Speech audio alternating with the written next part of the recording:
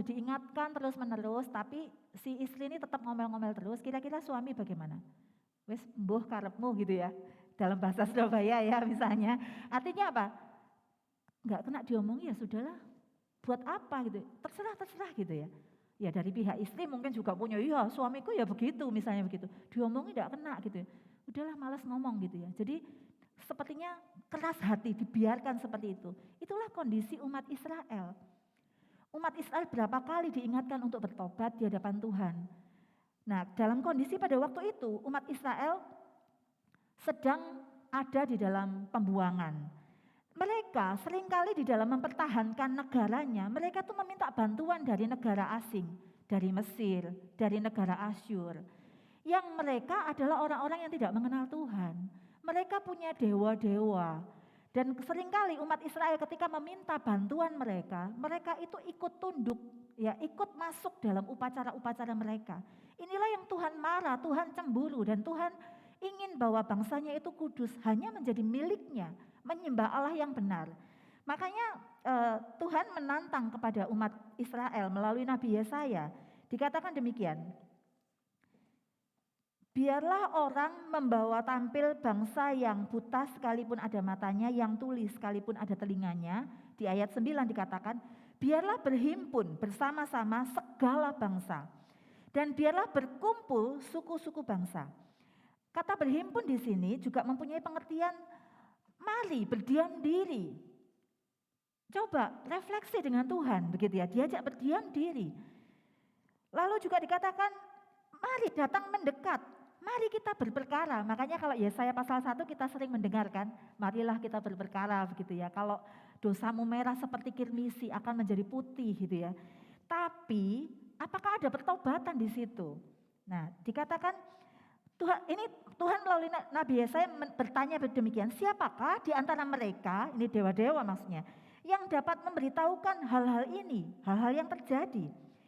Yang dapat mengabarkan kepada kita hal-hal yang dahulu. Ada enggak sih gitu? Allah mereka, Allah dalam huruf kecil begitu ya, yang bisa mengatakan hal-hal yang terdahulu. Biarlah mereka membawa saksi-saksinya. Kalau ada, ayo bawa saksi-saksinya. Supaya mereka nyata benar, bahwa mereka itu benar. Biarlah orang mendengarnya dan berkata, oh iya ya benar demikian gitu. Ada enggak sih gitu ya?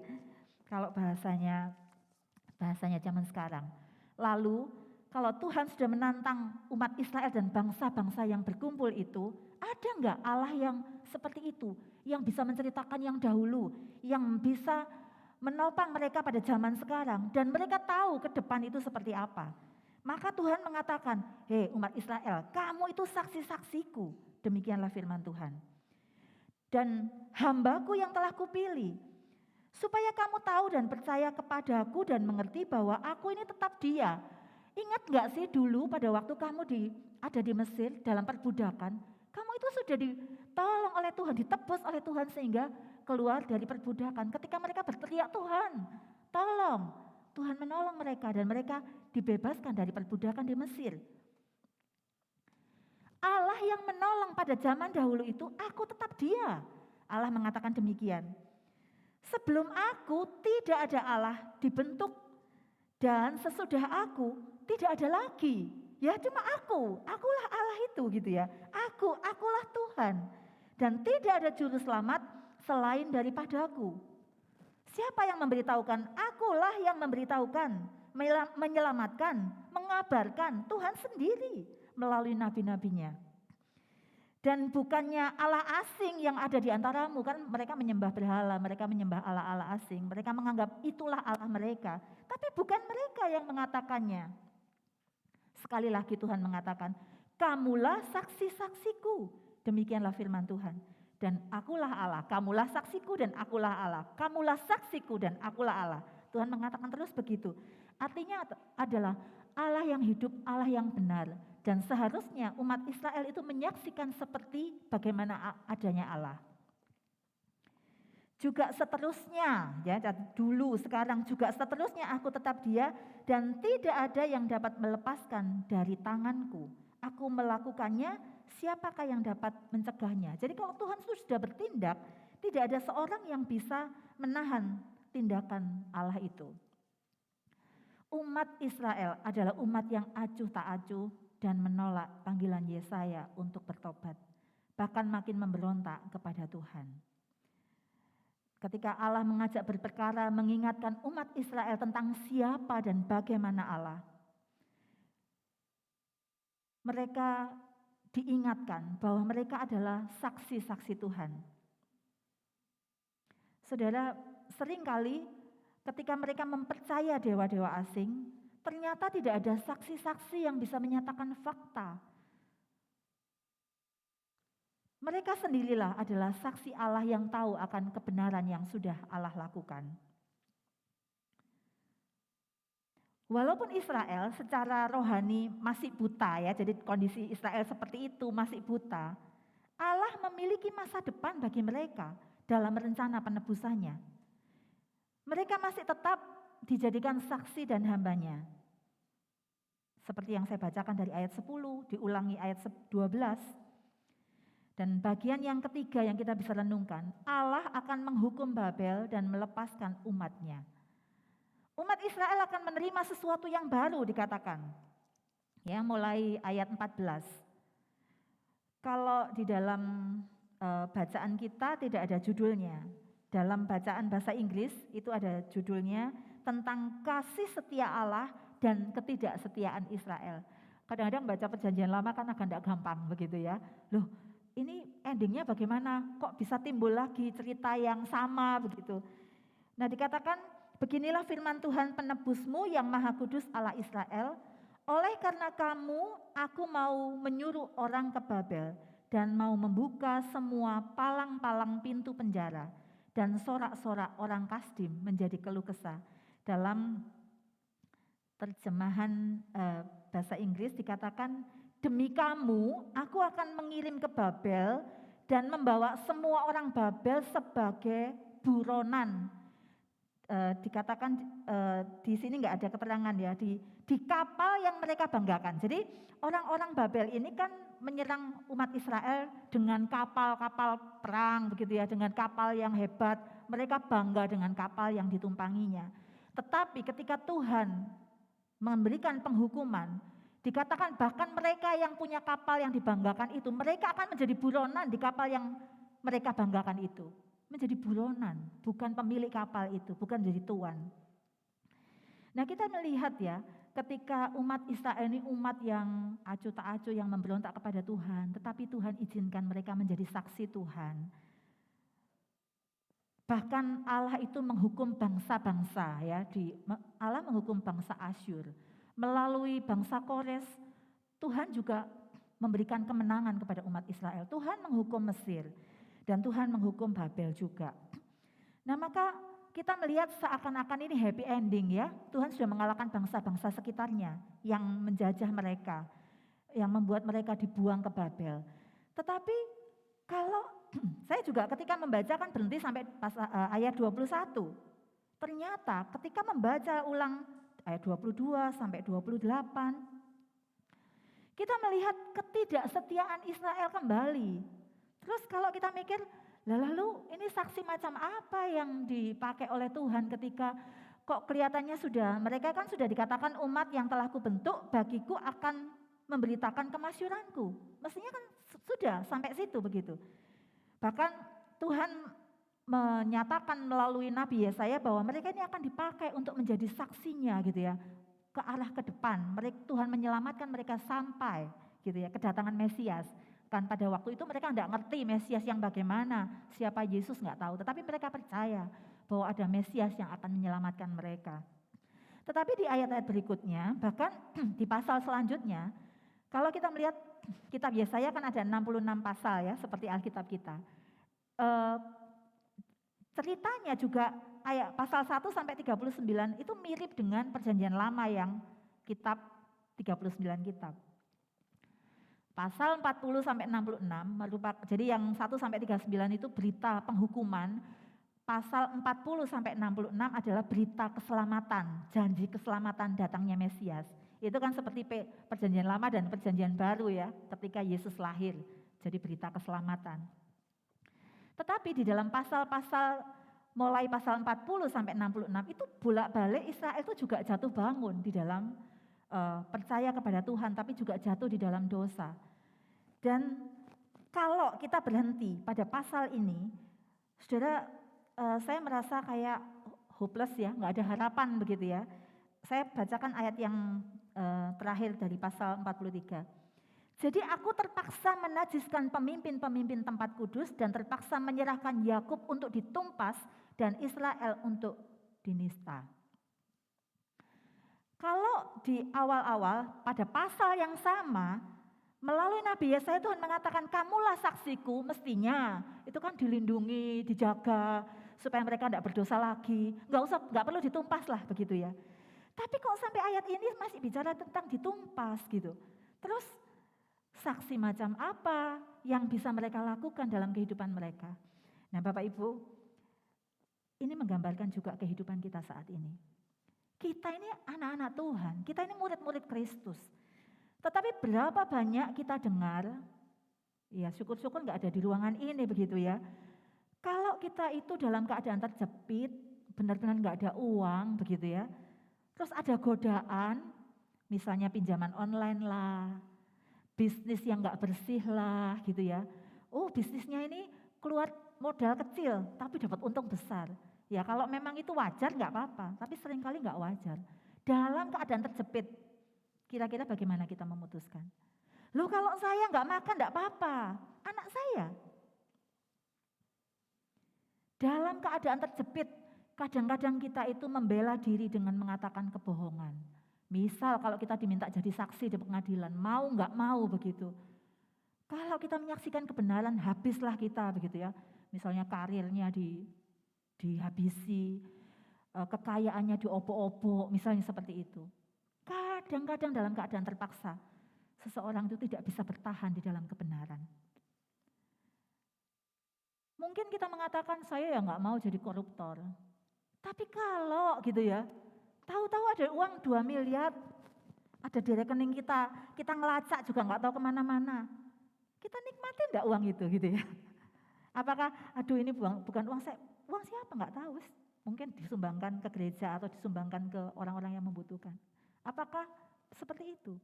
Kadang-kadang tidak mudah ya mengatakan kebenaran dengan tetap menjaga iman kita. Nah pada saat ini orang itu melihat kehidupan kita. Baik kehidupan rumah tangga, bagaimana relasi suami istri, orang tua anak. Tuhan, orang-orang itu menyoroti kehidupan kita. Hal yang kecil saja, kalau itu dilakukan orang-orang yang nggak aktif ke gereja mungkin nggak akan masalah. Tetapi ketika aktivis, aktivis kok gitu? Penatua kok begitu misalnya? Disorot hal-hal yang kecil sekalipun. Maka kita ingat status kita, kamulah saksiku. Apakah kita nggak jatuh bangun? Jatuh bangun. Lalu bagaimana jalan keluarnya begitu ya? Ketika umat Israel itu terus jatuh bangun di dalam kehidupan mereka, sepertinya nggak ada harapan. Tetapi syukur kepada Allah bahwa Tuhan itu di dalam Yesus Kristus sebagai manusia seutuhnya.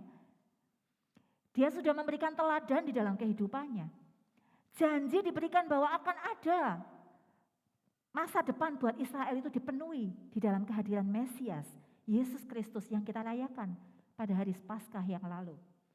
Dialah Allah yang memang mati, jadi bukan disembunyikan, memang mati.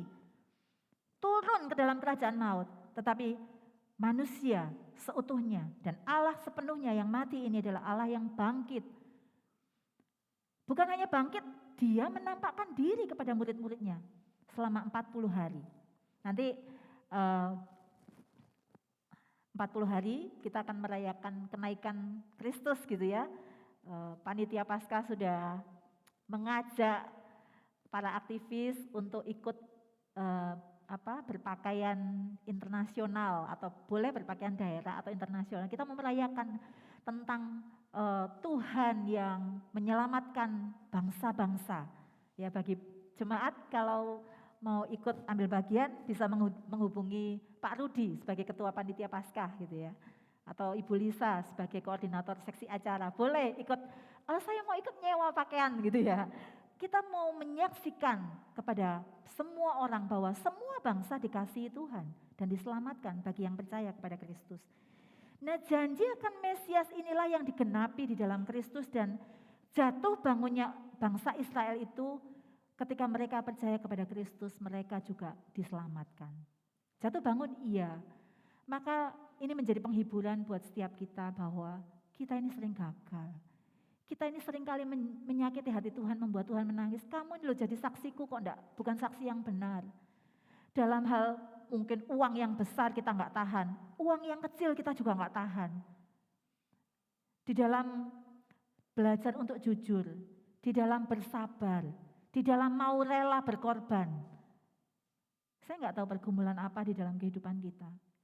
Kehidupan suami istri misalnya, enggak mau saling ngalah gitu ya. Siapa nakoda dalam rumah tangga? Seorang perempuan yang sukses, kadang-kadang bisa terjatuh untuk tidak menghormati, tidak menghargai suami. Kemarin saya sempat mengikuti satu pertemuan, ya kebetulan, jadi kebetulan diberitahu begitu, kepingin tahu aja begitu. Kesaksian seorang janda, di mana istilah janda itu agak negatif menurut konotasi tertentu. Tetapi dia mau menyaksikan bahwa ketika dia diperlakukan tidak adil, dia berjuang melakukan keadilan. Ketika dia dalam keadaan terpuruk, dia harus bangkit untuk menyatakan apa? Kesaksian bahwa orang yang ditebus oleh Tuhan, orang ini akan mengalami kemenangan. Perjuangan begitu ya. Artinya apa? Jangan terus kita dalam posisi yang jatuh, misalnya sudah di PHK ya sudah gitu ya. Tapi berjuang. Kalau kita sudah pernah melakukan kesalahan, cukup sekali ini kita bertobat, minta ampun, tidak mengulangi. Kalau kita tidak ada motivasi, mari berkumpul, datang kepada Tuhan, berdiam diri. Dan Tuhan akan meneguhkan kita menjadi saksi Tuhan, dimanapun kita berada. Kalau saudara dipanggil di pemerintahan, ayo, jadi orang Kristen yang jadi contoh, jadi teladan. Enggak gampang, saya tahu enggak gampang ya. Yang jahat itu lebih agresif untuk nyerang yang benar. Daripada yang benar kan untuk mempengaruhi yang jahat sulit gitu ya. Tetapi percayalah ketika Tuhan menjadikan kita saksi Tuhan, Tuhan akan memperlengkapi kita. Allah sudah memberikan kemenangan kepada kita karena Kristus sudah menang atas maut dan atas setiap pergumulan yang dihadapi. Dan biarlah kita dalam kondisi yang terpuruk sekalipun, kita yakin bahwa Tuhan di pihak kita dan kita akan bangkit.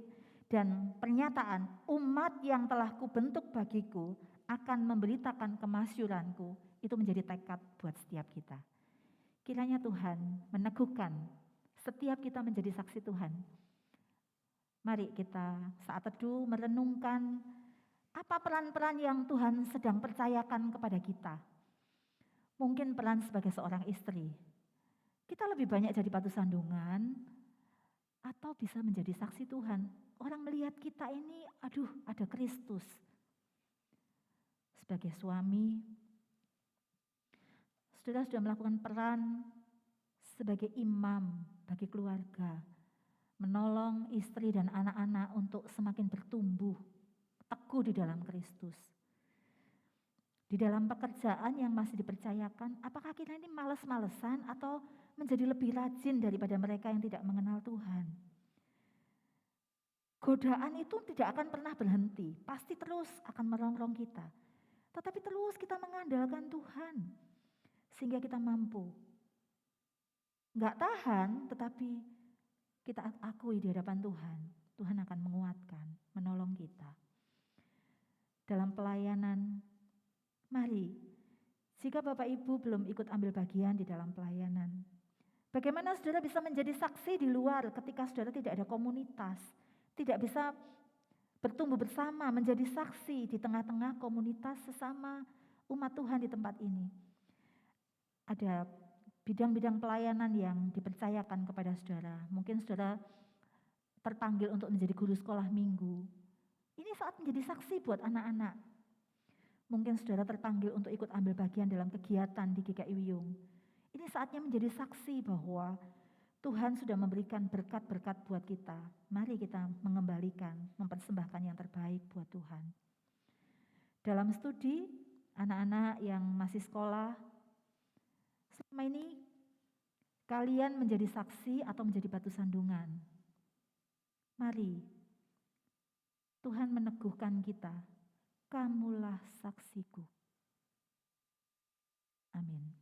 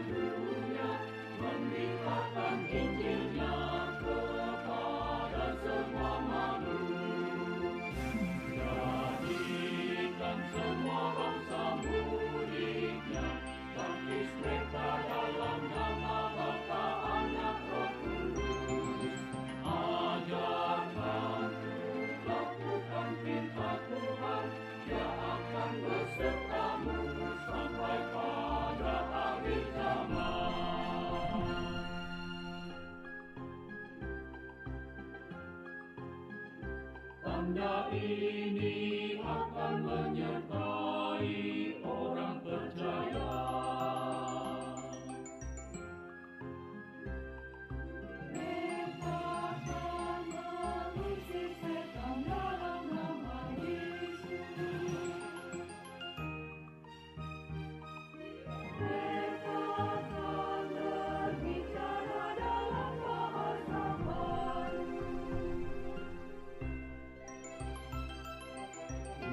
Mereka akan terbang sekalipun diracun akan selamat. Mereka akan tumpang tangannya atas orang yang sakit. Orang itu akan sembuh.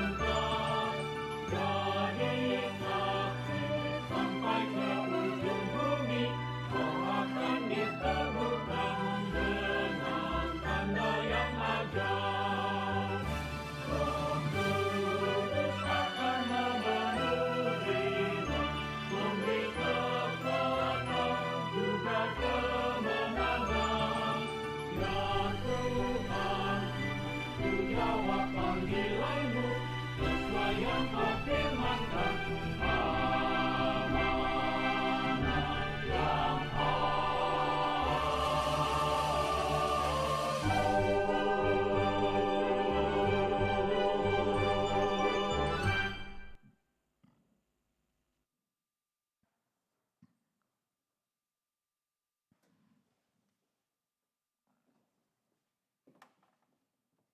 Mari Bapak Ibu, kita bangkit berdiri. Bersama dengan seluruh umat Allah di segala tempat dan di sepanjang abad, marilah kita nyatakan iman kita menurut pengakuan iman rasuli yang berbunyi demikian. Aku percaya kepada Allah, Bapa yang Maha Kuasa, Khalik langit dan bumi, dan kepada Yesus Kristus, Anaknya yang tunggal Tuhan kita, yang dikandung dari Roh Kudus, lahir dari anak darah Maria, yang menderita sengsara di bawah pemerintahan Pontius Pilatus, disalibkan, mati dan dikuburkan, turun ke dalam kerajaan maut. Pada hari yang ketiga, bangkit pula dari antara orang mati, naik ke surga, duduk di sebelah kanan Allah, Bapa yang Maha Kuasa. Dan dari sana Ia akan datang untuk menghakimi orang yang hidup dan yang mati. Aku percaya kepada Roh Kudus, gereja yang kudus dan am, persekutuan orang kudus, pengampunan dosa, kebangkitan orang mati, dan hidup yang kekal.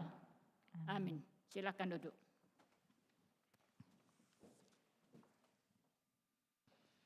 Mari kita naikkan doa syafaat kita.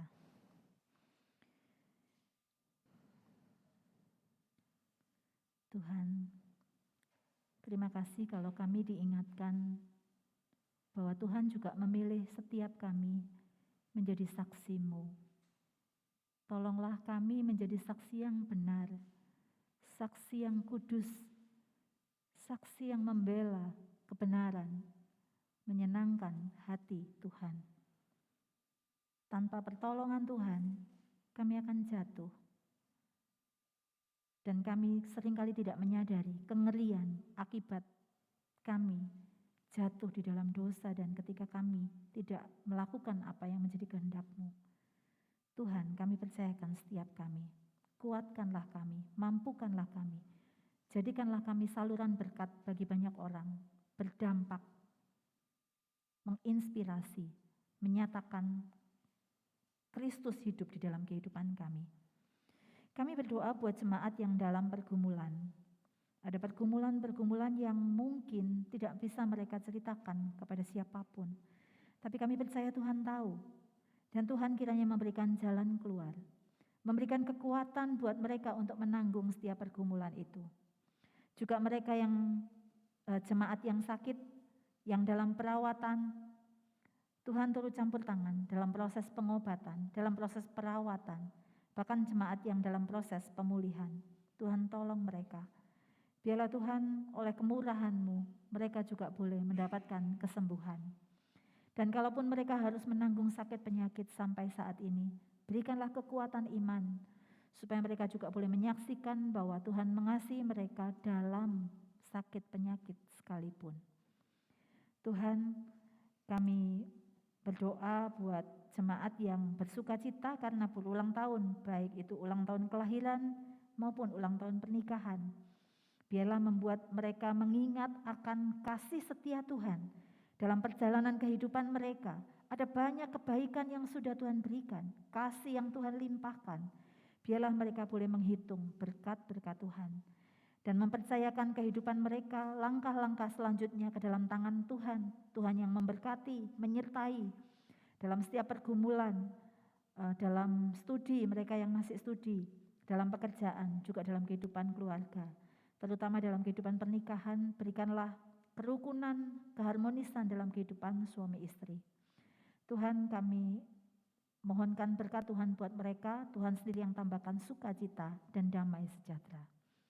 Kami berdoa buat hamba Tuhan yang boleh melayani di tempat ini, baik Pendeta Sutrisno, Bapak Dani Nober, Kak Daud, seluruh penatua, seluruh pengurus komisi, beserta dengan keluarga kami masing-masing. Tuhan berkatilah, supaya kami boleh saling menopang, ada kesehatian dalam pelayanan, mau saling berbagi, mau saling menerima, mau saling mendukung, dan kami boleh berjalan beriring, bertumbuh, berbuah, memuliakan Tuhan. Bahkan keluarga kami diberkati oleh pelayanan kami, dan keluarga kami juga boleh mensupport pelayanan-pelayanan keluarga kami. Terima kasih Tuhan, kami serahkan seluruh kegiatan di GKI Wiyung selama sepekan ini ke dalam tangan kasih-Mu, Tuhan yang memberkati, supaya kegiatan yang dilakukan itu juga menjadi kerinduan umat Tuhan untuk ikut ambil bagian, merasakan sukacita, merasakan kebersamaan, merasakan bertumbuh bersama di dalam iman. Tuhan, Engkau sendiri yang menggerakkan umat-Mu untuk ikut ambil bagian. Dan kalau dalam beberapa hari ke depan ini menjadi liburan yang panjang, biarlah Tuhan Engkau memberkati mereka yang menikmati masa liburan, yang bepergian. Tuhan lindungi mereka dalam perjalanan, sehingga mereka sampai selamat sampai ke tempat tujuan, bahkan kembali ke Surabaya. Tuhan lindungi, sertai, berkati mereka dengan sukacitamu. Kami berdoa juga di masa perayaan Hari Raya Idul Fitri, biarlah ada saling pengertian, toleransi dengan umat yang merayakan Hari Raya. Biarlah mereka juga boleh menikmati sukacita merayakan Hari Raya mereka. Tuhan, kami berdoa juga untuk kerukunan umat beragama, terutama di lokasi tempat ibadah yang berdampingan ini. Kiranya kasih karunia Tuhan menolong supaya setiap pengurus di rumah ibadah masing-masing boleh memahami akan indahnya kebersamaan, indahnya saling berbagi, indahnya saling mendukung, dan biarlah ini menjadi tekad buat setiap kami supaya tercipta suasana yang nyaman, kebersamaan di dalam kami melakukan ibadah kami masing-masing. Kami berdoa buat pemerintah, Engkau sendiri yang menolong supaya pemerintah kami boleh mampu mencari jalan keluar terhadap dampak COVID, upaya pengobatan korban COVID, upaya vaksinasi, dan juga upaya pembangunan yang terus dilakukan. Persiapan untuk pemilu, Tuhan turut campur tangan. Karena pasti ada kepentingan-kepentingan golongan yang mau diutamakan. Tetapi Tuhan, biarlah ada orang-orang yang memberikan kesejukan, yang tidak membuat politik semakin memanas, tetapi mereka mau saling mengingatkan, saling menegur dengan kasih. Dan kami rindu oleh campur tangan Tuhan, Indonesia masih dipimpin oleh orang-orang yang baik, orang-orang yang Tuhan izinkan untuk memerintah negeri ini, orang-orang yang mempunyai hati yang takut akan Tuhan. Dan biarlah Tuhan, ada pertobatan di pemerintahan kami ketika mereka sampai saat ini masih merongrong upaya pemerintah untuk melakukan pembangunan, mereka yang masih mengupayakan korupsi untuk kepentingan pribadi. Tuhan, Engkau sanggup untuk menegur mereka. Terima kasih ya Tuhan, kami serahkan doa syafaat kami di dalam nama Tuhan kami Yesus Kristus, Juru syafaat kami yang hidup. Seperti Tuhan sudah mengajar kami berdoa.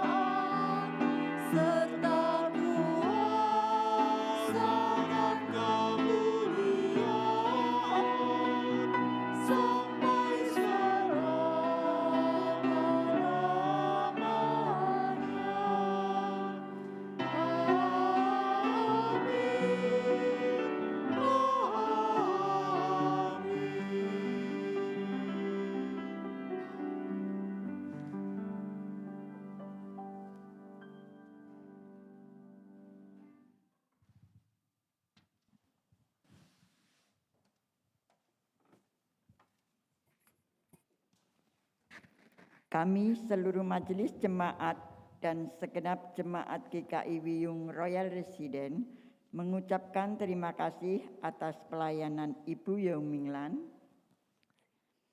Persembahan pujian dari GKI Youth Choir dan persembahan pujian dari Paduan Suara PSB, serta seluruh pelayan ibadah hari ini.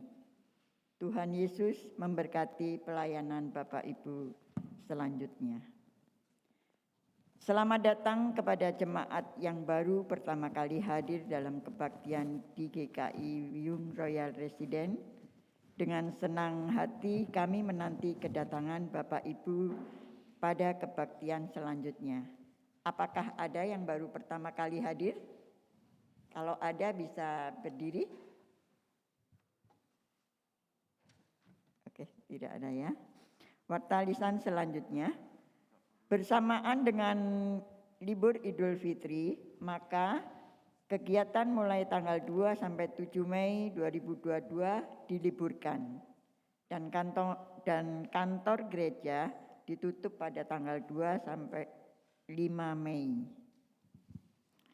Kebaktian umum pada hari Minggu 8 Mei 2022 pada pukul 7.30 dengan tema Christ Endorser akan dipimpin oleh Pendeta Martin K. Nugroho.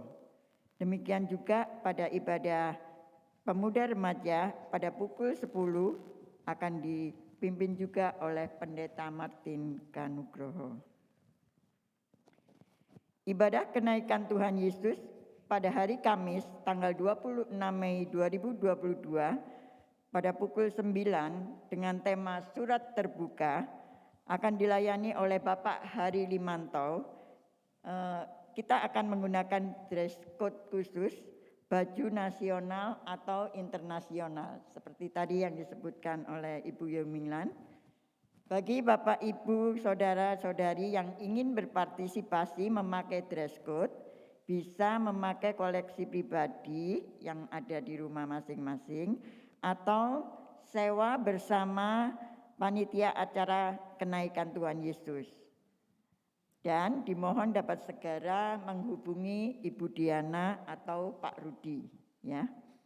Jadwal untuk voting pemilihan sewa busana akan dilakukan pada hari Minggu tanggal 8 Mei pukul 11 setelah kebaktian pada hari Minggu di gereja.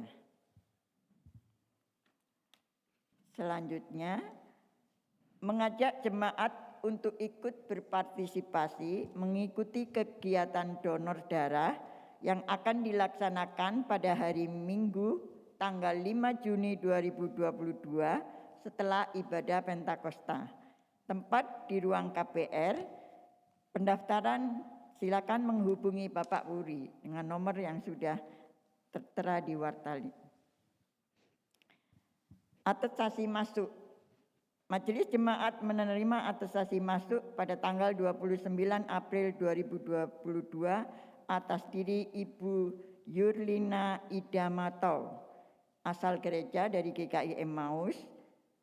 Majelis dan segenap jemaat GKI Wiyung Royal Resident mengucapkan selamat datang dan beribadah dalam persekutuan dan pelayanan bersama.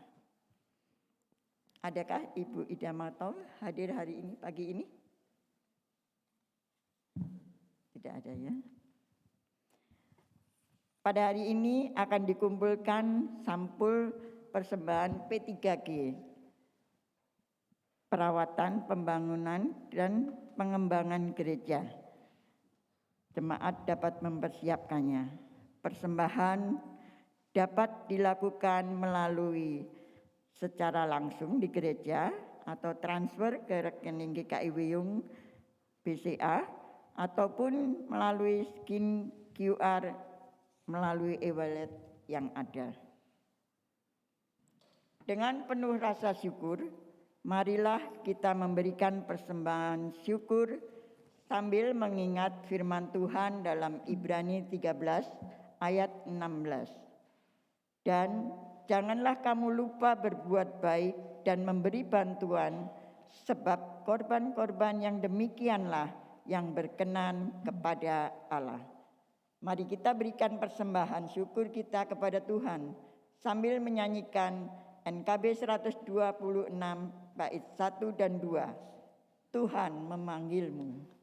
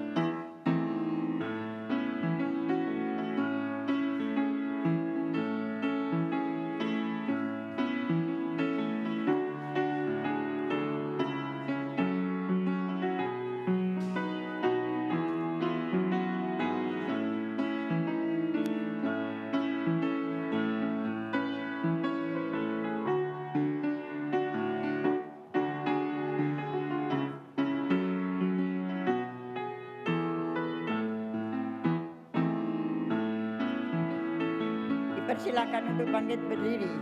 Kita nyanyikan.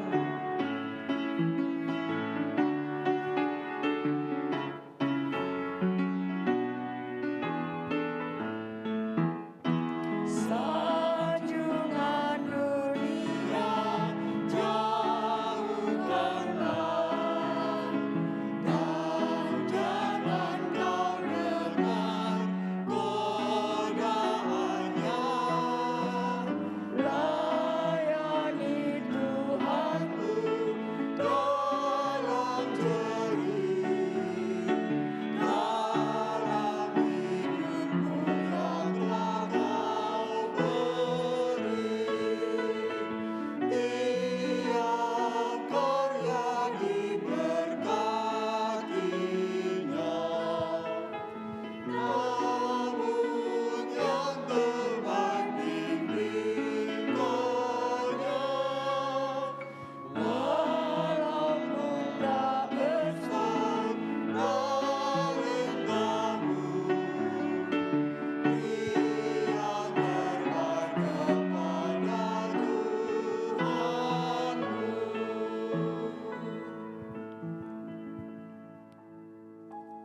Segala hormat, pujian, dan kemuliaan hanya bagi Engkau Tuhan. Terima kasih Tuhan, ini tugas kami menjadi saksi-Mu. Perlengkapi kami dengan hikmat-Mu, dan taruhlah roh kepada kami untuk mempunyai hati yang melayani, untuk menyenangkan hati Tuhan. Pada hari ini Tuhan, kami bersyukur karena Engkau memberi kesempatan kepada kami untuk memberikan persembahan sedikit dari apa yang sudah Tuhan berikan kepada kami. Tuhan, terimalah persembahan kami. Biarlah Engkau juga memberi hikmat kepada majelis pengurus komisi dalam menggunakan persembahan ini yang semata-mata untuk kemuliaan nama Tuhan. Doa yang jauh daripada sempurna ini Bapa, kami alaskan hanya di dalam nama Tuhan kami Yesus Kristus. Amin.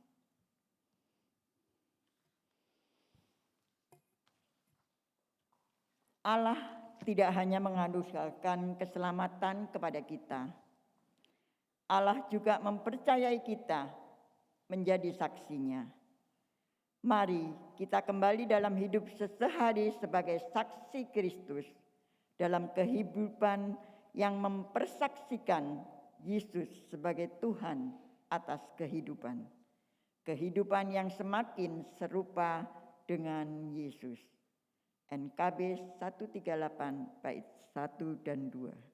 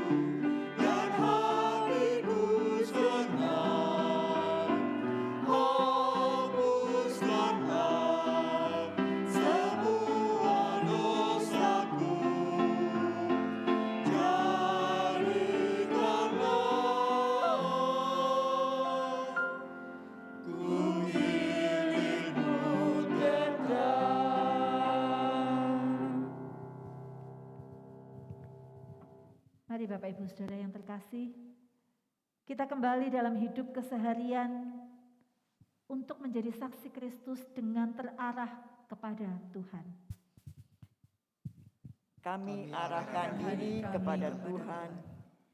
Jadikanlah kehidupan ini sebagai kesaksian bagi Kristus. Syukur kepada Allah, Terpujilah nama Tuhan. kini dan selamanya. Mari kita menerima berkat Tuhan. Tuhan memberkati kita dan melindungi kita. Tuhan menyinari kita dengan wajah-Nya dan memberi kita kasih karunia. Tuhan menghadapkan wajah-Nya kepada kita dan memberi kita damai sejahtera. Amin.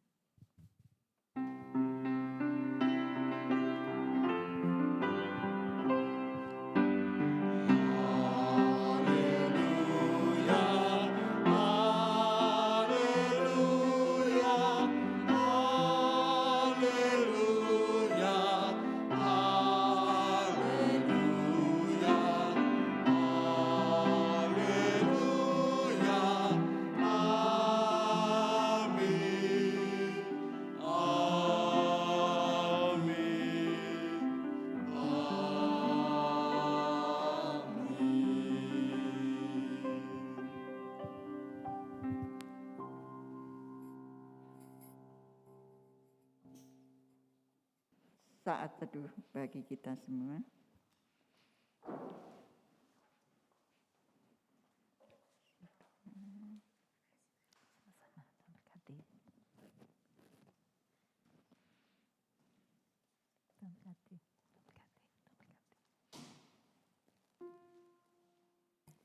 Selamat hari Minggu, selamat menikmati hari libur.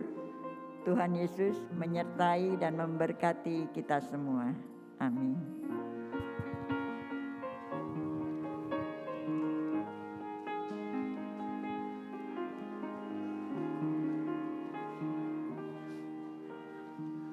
Berikan pada kami hati yang mengasihi,